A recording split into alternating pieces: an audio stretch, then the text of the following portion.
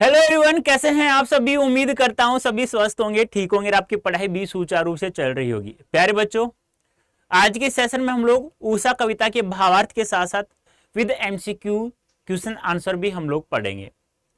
तो प्यारे बच्चों, इस कविता में लेखक शमशेर बहादुर सिंह जी ने सूर्य के उदय होने से पहले प्रकृति में जो परिवर्तन होता है हर पल, उसे दिखाने की कोशिश की है। तो प्यारे बच्चों, इस कविता को मैं स्टार्ट करूं उससे पहले आप सभी से निवेदन करूंगा, हर सेशन में जैसा कहता आया हूं मैं, कि इस सेशन को जल्दी से शेयर करो, लाइक करो। लाइक करने से टीचर्स का मनोबल भी बढ़ता है और उनको ऐसा लगता है, ऐसा महसूस होता है कि जो मैं पढ़ा रहा हूं वो बच्चों को बहुत अच्छे समझ में आ रहा है। और उम्मीद करता हूं आप लोगों को अब तक जो 4 चैप्टर मैंने पढ़ा दिए हैं, क्योंकि हमारा एक उद्देश्य था कि इस बार हम लोग हिंदी विषय में 95% से अधिक अंक प्राप्त करेंगे। और मैंने यह भी कहा था आप लोगों से कि जितना मैं पढ़ाऊं बस केवल वही पढ़ना है, ज्यादा नहीं पढ़ना, आपको कहीं पर भी दौड़ने की आवश्यकता नहीं है। जितने क्वेश्चंस मैं हल करवा रहा हूं उनको पीडीएफ के जैसे उपलब्ध हो जाए आप लोगों को। तो पीडीएफ उपलब्ध भी नहीं हो पाती किसी कारण से, यानी कि जैसे कि मान लो आज नहीं हो पाई, कल हो पाएगी, तो फिर भी आप लोग एक बार सेशन को जरूर देखें और नोट्स बनाने की कोशिश अवश्य करें। क्योंकि लाइफ का एक वो कहते हैं ना कि बच्चे कहते हैं कि सर जीवन में हमने बहुत बार याद किया है, बहुत बार हम लोग भूल भी गए। यदि प्यारे बच्चों, यदि आप लोग लिख लिख कर याद नहीं करोगे तब तक कोई भी चीज हमेशा के लिए याद नहीं होती है। जिस चीज को आप लोग पढ़ रहे हैं उसे कम से कम 5 बार लिखो, वो हमेशा के लिए आप लोगों को याद हो जाएगी। ये एक जीवन घूंटी है, ध्यान रखना, याद करने का एक तरीका है बहुत अच्छा सा, जो 90% लोग नहीं करते हैं। अब उन 10% में आप हो, यदि आप लोगों ने किया तो आप लोग 95% अधिक अंक प्राप्त कर लेंगे। ठीक है, तो करें स्टार्ट। तो प्यारे बच्चों, ये है हमारे शमशेर बहादुर सिंह जी। आपसे पूछ लिया जाए शमशेर उषा कविता के लेखक कौन है, तो ध्यान रखना पूछा जा सकता है क्या नाम है, शमशेर बहादुर सिंह।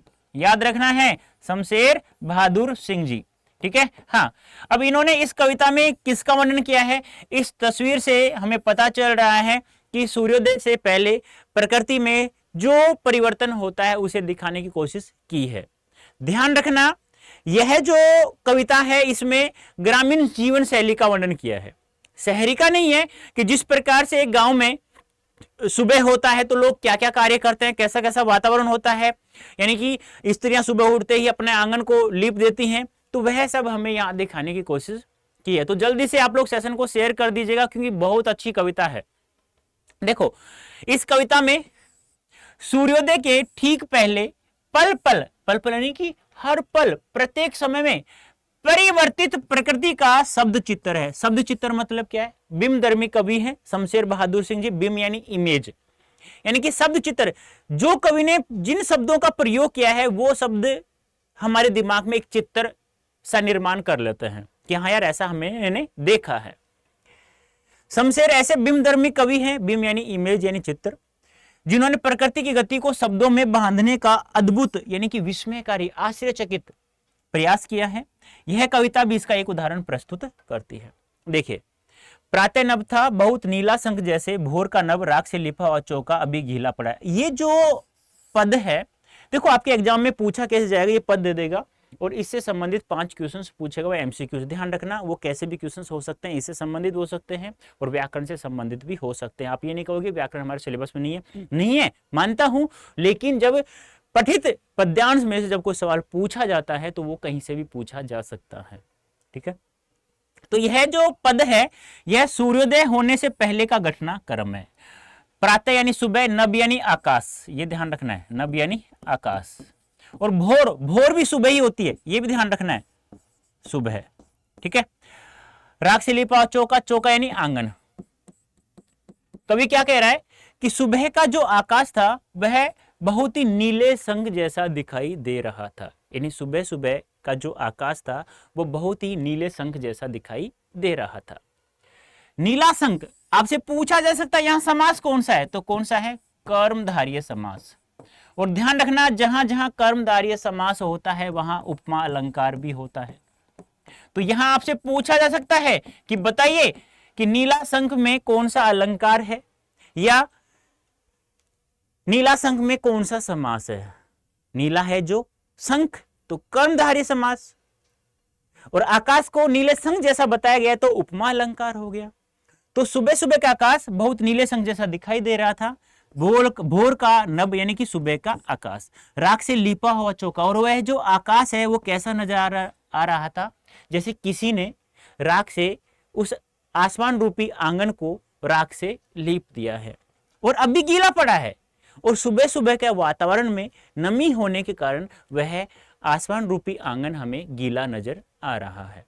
समझ में आया? देखो, सुबह का आकाश बहुत ही नीले संग जैसा दिखाई दे रहा था, सुबह का आकाश, और सुबह सुबह का वातावरण में नमी होने के कारण वह आसमान रूपी आंगन को किसी ने राख से लीप दिया है, और नमी होने के कारण सुबह से वातावरण में जिससे हमें वह कैसा नजर आ रहा है, गीला नजर आ रहा है। या हम लोग दूसरा अर्थ यह भी ले सकते हैं कि उषा रूपी स्त्री ने, ध्यान रखना, ये उषा रूपी स्त्री ने, जैसे गांव में महिलाएं उठते ही अपने आंगन को लीप देती हैं, चौके को लीप देती हैं, जिसमें ताजगी हमें महसूस होती है, तो वही कारण है कि सुबह सुबह उषा रूपी स्त्री ने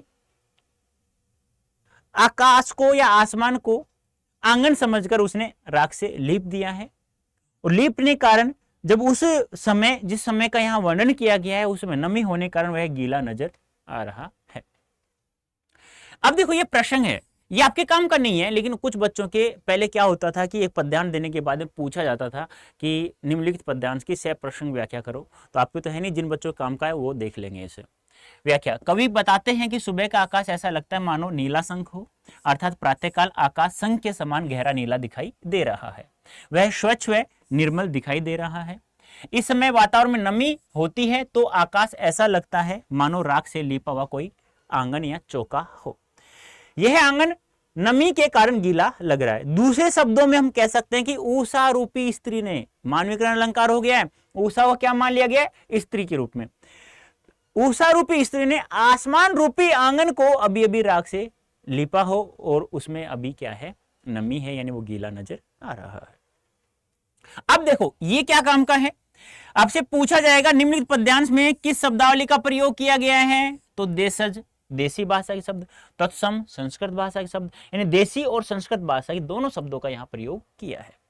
आकाश की तुलना नीले संग से करने के कारण यहां उपमा अलंकार है, अर्थात पूरे पद में उपमा अलंकार का प्रयोग हुआ है। पूछा जाएगा निम्नलिखित पद्यांश में किस अलंकार का प्रयोग किया गया, और शंख यहां पवित्रता का सूचक माना। क्यों? क्योंकि शंख का प्रयोग मंदिरों में किया जाता है, और मंदिर में जो चीज होती है पवित्र होती है, सीधी सी बात है, तो शंख को यहाँ पवित्रता का सूचक माना गया है।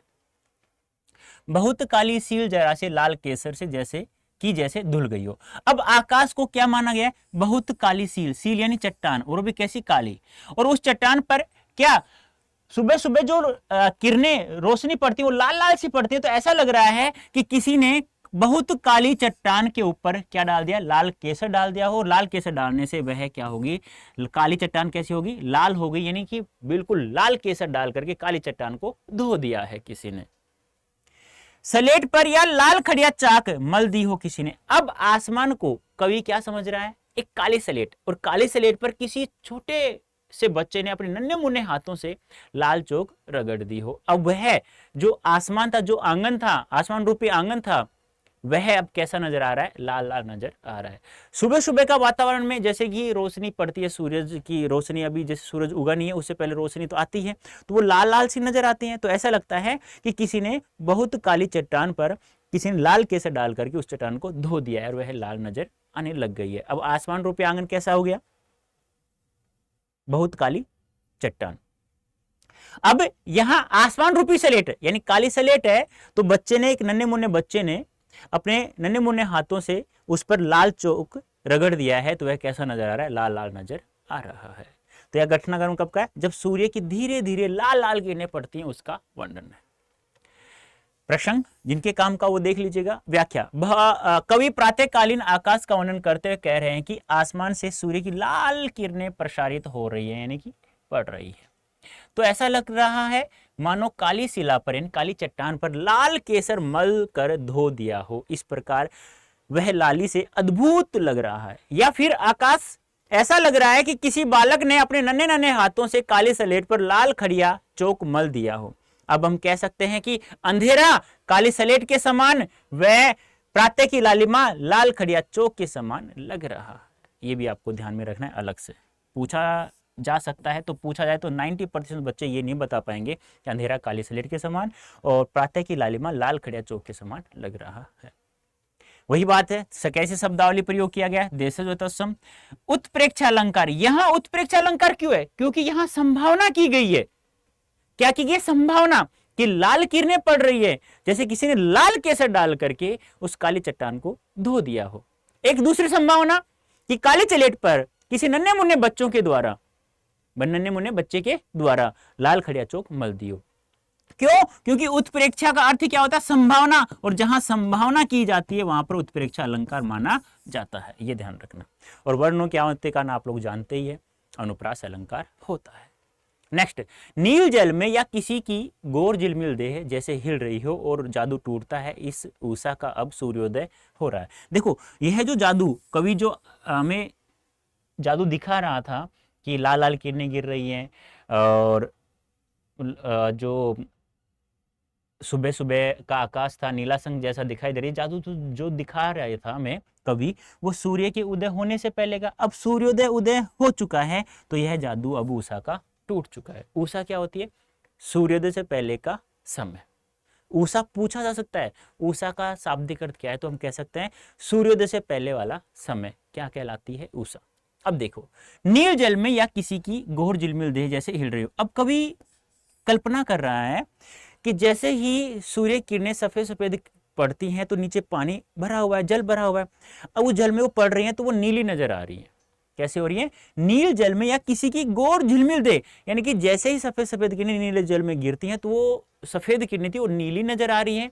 और मध्य में वायुमंडल के कारण हवा चलेगी, तो हवा वायुमंडल के कारण वे जो किरणें हैं वो हिलती हुई नजर आ रही हैं। तो कवि कल्पना कर रहा है कि किसी जल में कोई एक गोरे रंग की स्त्री खड़ी है, उसका शरीर हिलता हुआ नजर आ रहा है। सोचो आप लोग, कवि ने क्या कहा कि जल भरा हुआ है, सफेद किरणें गिर रही हैं, जो जल में जैसे सफेद किरणें गिरेंगे तो कवि को वो किरणें कैसी नजर आ रही है? नीली नीली नजर आ रही है। तो कवि अनुमान लगा रहा है, कल्पना कर रहा है कि जल में कोई गोरे बदन की, गोरे शरीर वाली, देह यानी शरीर, गोरे शरीर वाली एक स्त्री खड़ी हुई है और उसका बदन क्या हो रहा है? हिलता हुआ नजर आ रहा है। तो कवि कोई कल्पना नहीं कर सकता है, ध्यान रखना। कवि ने क्या कल्पना की? देखो, सूर्य की सफेद किरणें गिरी जल में तो नीली नजर आएंगी, सीधी सी बात है, वो हिलती हुई नजर आएंगी वायुमंडल के कारण। तो कवि क्या कह रहा है कि जल में कोई गोरे रंग की स्त्री खड़ी हुई है और उसका गोरा गोरा बदन है वो हिलता हुआ नजर आ रहा है।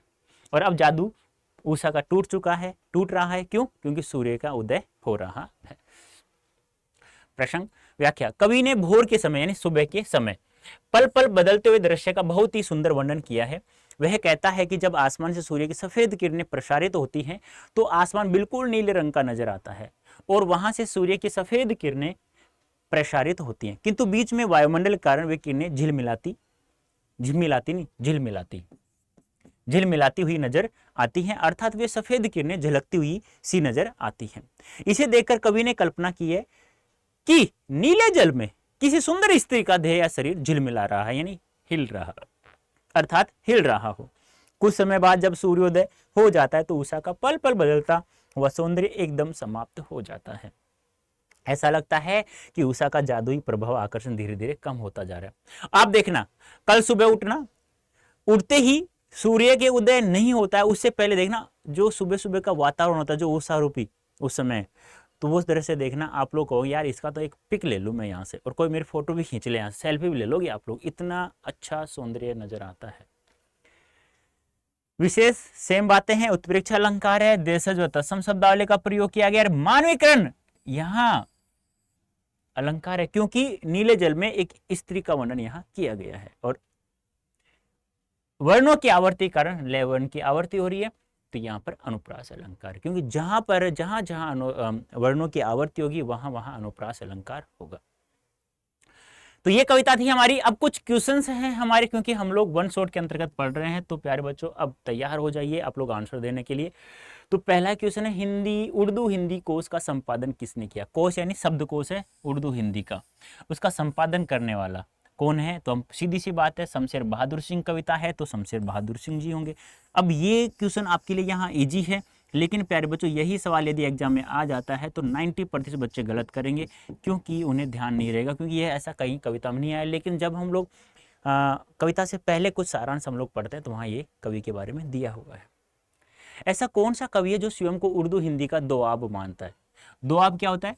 दो भाषाओं को जोड़ने वाला। दोआब यानी दो चीजों को, दो वस्तुओं को जोड़ने वाला। किस किस को जोड़ रहा है? हिंदी और उर्दू का जोड़ रहा है तो दोआब है। तो कौन है वो? शमशेर बहादुर सिंह जी, ये ध्यान रखना। ऊषा कविता में संघ को किसका प्रतीक बताया गया? Very very very very important. तो किसका प्रतीक बताया गया है? सुंदरता का, पवित्रता का, स्त्रीत्व का, पुरुषत्व का। बता सकते हैं? तो मैंने बताया संघ किसका प्रतीक है? पवित्रता का। शमशेर बहादुर सिंह जी कविता एक संधि स्थल पर खड़ी है। यह संधि एक और साहित्य चित्रकला और दूसरी और साहित्य चित्रकला और संगीत की है, तो दूसरी ओर किसकी है? बहुत अच्छा सवाल है, ध्यान रखना। कविता के अकॉर्डिंग नहीं पूछा गया, कवि के अकॉर्डिंग पूछा गया है। तो एक और, तो देखो इनकी कविता है, शमशेर बहादुर सिंह जो कविता है वो एक संधि स्थल पर। संधि क्या होता है? दो स्थलों को जोड़ने वाले।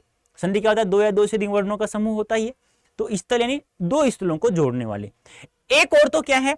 साहित्य चित्रकला और संगीत है। तो दूसरी ओर क्या है?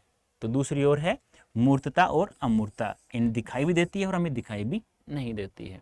हम जब प्रत्यक्ष रूप से ऊषा वाले समय में हम लोग रहते हैं तो हम लोग देख सकते हैं, और नहीं रहे तो अमूर्तता हो चुकी है। शमशेर बहादुर सिंह ने ऊषा कविता में किस शैली या शब्दावली का प्रयोग किया है? बता सकते हैं आप लोग किस शैली का या शब्दावली का प्रयोग किया गया है? बताया है मैंने विशेष में। तो देशज व तत्सम। देशज यानी देसी भाषा के शब्द और तत्सम यानी संस्कृत भाषा के शब्द। शमशेर बहादुर सिंह की पहचान हिंदी साहित्य में किस रूप में हुई है? तो मैंने अभी अभी बताया। कैसा? बिंबधर्मी। बिंब यानी इमेज, इमेज यानी चित्र। जो जो कवि ने जिन जिन शब्दों का प्रयोग किया तो हमारे दिमाग में एक चित्र सा बन जाता है। शमशेर बहादुर सिंह ने ऊषा कविता में प्रकृति का वर्णन किया है। प्रकृति का वर्णन तो किया है, बात तो सी है। सूर्योदय के उपरांत, सूर्योदय के बाद का, उपरांत यानी होता है बाद, ऊपर धन अंत। सूर्योदय से पहले, पूर्व यानी पहले। अर्धरात्रि से पूर्व, अर्धरात्रि के बाद। तो बताया है मैंने सूर्योदय से पूर्व ऊषा कविता में कवि ने प्रकृति में हर पल परिवर्तन हो रहा है उसे दिखाने की कोशिश हमें की है। किसके प्रभाव से शमशेर बहादुर सिंह ने अपनी कविताओं में संज्ञा और विशेषणों से अधिक बल? ध्यान रखना, ये बहुत अच्छा सवाल बनेगा। अधिक बल सर्वनामों, क्रियाओं और अव्ययों और मुहावरों को दिया है। यानी कि संज्ञा विशेषणों का ज्यादा प्रयोग न करते हुए सर्वनामों, क्रियाओं, अव्ययों और मुहावरों को दिया है। तो किसके प्रभाव से? फारसी शायरी के प्रभाव से, हिंदी शायरी के प्रभाव से, उर्दू शायरी के प्रभाव से, अरबी शायरी। तो ध्यान रखना हिंदी उर्दू शब्दकोश, हिंदी उर्दू का दोआब, ध्यान रखना उर्दू शायरी के प्रभाव से। और ये चीजें आप लोगों को व्याकरण में पढ़ना ही है, आप लोगों को संज्ञा विशेषण क्रिया जानना इनके बारे में। तो यूट्यूब पर डालना संज्ञा बाय राजेंद्र सर, मैं उपस्थित हो जाऊंगा और आप लोग सीख सकते हैं कोई भी टॉपिक हो, XYZ ग्रामर का। ऊषा कविता में आकाश को किसके समान बताया गया? तो ऊषा कविता में आकाश को किसके समान? शंख के समान। और वो भी कैसा? नीला शंख, नीले शंख के समान। शमशेर बहादुर सिंह द्वारा लिखित कविता ऊषा में आए कठिन शब्दार्थों के बारे में सही विकल्प नहीं है। शब्दार्थ की बात आ चुकी है यहाँ पर, ध्यान रखना। गोर यानी गोरा, गोरे रंग की स्त्री। सील यानी चट्टान, मसाला पीसने का पत्थर। चौका यानी रसोई बनाने का लीपा पुथा स्थान। झिलमिल यानी दूसरा, झिलमिल यानी तो हिलना होता है, झिलमिलाना ऐसे। तो यही गलत हो गया। तो D option is right answer और सब सही है। हमारी पाठ्य पुस्तक आरो भाग 2 में शमशेर बहादुर सिंह जी की कौन सी कविता शामिल है? देखो अब इजी है ये, क्योंकि लिखा हुआ है, पढ़ हम ये रहे हैं। यदि आ जाता है कि आरो भाग 2 में बताइए शमशेर बहादुर सिंह की कौन सी कविता शामिल है, फिर आप लोग, तो इसलिए कहता हूं पहले सिलेबस अपने दिमाग में होना चाहिए। इसका विकास आपको दिखाई नहीं देता, लेकिन इसका विकास दिखाई देता है, क्योंकि ये पेट है बेचारा, दिखाई दे देता है इस, लेकिन इस पेट का दिखाई नहीं देता है। वो दिखाई कब देगा? जब आप लिख लिख के याद करोगे ना, तो अपने आप दिमाग बढ़तेगा। ऐसे नहीं कि ये बढ़ता हुआ चला जाएगा, नहीं। जब एग्जाम होगा तो 100 में से 100% मार्क्स प्राप्त कर लोगे तो लोगों को अपने आप लग जाएगा कि हाँ, और उसमें खुद को भी महसूस होगा। तो लिख के जितना याद कर सकते हो तो बेटा प्रारंभ कर दीजिएगा। तो कौन सी है? ऊषा। ऊषा कविता में आए लिपा हुआ चौका से क्या तात्पर्य है? क्या तात्पर्य? अभी बताओ जल्दी से। सुंदरता की अभिव्यक्ति, ताजगी की अभिव्यक्ति, नमी की अभिव्यक्ति या क्रूरता की अभिव्यक्ति। तो मैंने बताया ताजगी की अभिव्यक्ति होती है, बहुत अच्छा लगता है हमें लिपा हुआ। निम्नलिखित में से किस कवि के विचारों पर मार्क्सवादी और प्रयोगवादी प्रभाव दिखाई देता है? तो सीधी सी बात है, जिन कवि के बारे में पढ़ रहे हैं वही होगा, लेकिन पूरे चैप्टरों में से पूछा जाता है ना, तो दिक्कत आती है ये सब। उषा कविता में कलात्मक रूप में किसका सर्वाधिक प्रयोग हुआ है? कलात्मक रूप में रस का, अलंकार का, छंद का, बिंब का। तो बिंबधर्मी कवि हैं शमशेर बहादुर सिंह जी। तो बिंब, और अंग्रेजी में बिंब को क्या कहते हैं? इमेज, और इमेज को हिंदी में क्या कहते हैं? चित्र। ध्यान रखना, बहुत ईजी है ये तो। वैसे किसी की गोर झिलमिल देह है का उपमान किससे संबंधित है? संबंधित, सही है बेटा, ठीक है। इसको ऐसे भी लिख सकते हैं, शहरी, ग्रामीण, जंगली। मैंने बताया ग्रामीण परिवेश का वर्णन किया कवि ने उषा कविता में। अब आता है हमारा सब्जेक्टिव क्वेश्चन, कविता के किन उपमानों को देखकर यह कहा जा सकता है कि उषा कविता गांव की सुबह का गतिशील शब्द चित्र है? गतिशील यानी गति करते हुए, जैसे राख का लिपा हुआ चौका, तो राख को चौके को लिपोगी तो गति करोगे ना हाथ। जैसे महिलाएं आंगन को लीपती हैं तो हिलता हुआ नजर आता है, नहीं आता? आता है ना। केसर से धुली हुई काली सील, यानी कि केसर डालोगे तो वो धुलेगी, तो ऐसे पानी डालोगे, मान लो सपोज पानी डालो, फर्श पर पानी डालो तो पानी चलता हुआ नजर नहीं आएगा। तो वही बात यहाँ है। कविता में निम्नलिखित उपमानों को देख रही है कहा जा सकता है कि उषा कविता में गांव की सुबह का गतिशील शब्द चित्र है। जैसे भोर के नीले आकाश के लिए, भोर का नीला आकाश यानी कि सुबह सुबह का नीला आकाश एक उसी समय होता है, ये ध्यान रखना है, कुछ समय के लिए ही होता है, ये सब तो गतिशील होता है। राख से लिपा हुआ गीला चौका, कैसे? नीला आकाश कैसे? जैसे नीला होता होता होता वो सफेद हो जाता है, तो वही बात है। राख से लिपा हुआ चौका, केसर से धुली हुई काली सील, गतिशीलता है यहाँ पे। तथा लाल खड़िया चौक मलदी हो सलेट, यानी कि ऐसे चौक चलाएंगे तो हिलता हुआ नजर आएगा, गतिशील हो गया, का प्रयोग किया गया। इन सभी शब्दों में, चित्रों में गतिशीलता दिखाई देती है।